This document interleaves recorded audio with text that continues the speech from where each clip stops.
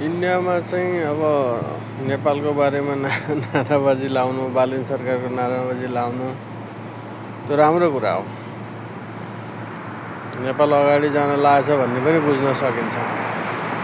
तर त्यहाँको अहिले चाहिँ सोझा साझा चाहिँ जनतालाई दुःख भएको चाहिँ न्युज मात्रैलाई चाहिँ देखाएर नेपाल सरकारलाई चाहिँ गिराउने काम चाहिँ एउटा समाचार सङ्कलक वा रिपोर्टर वा चाहिँ अब युट्युबरहरू सबैजनाले त्यति धेरै भ्रम फैलाउन चाहिँ आवश्यक छैन।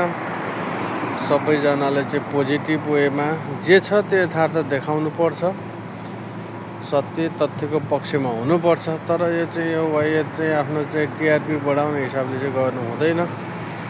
सबैजना चाहिँ आफ्नो हिसाबले चाहिँ चल्नुपर्छ। यतिलाई देश सङ्कटमा छ, सबैजनाले हेल्प गर्नुपर्छ।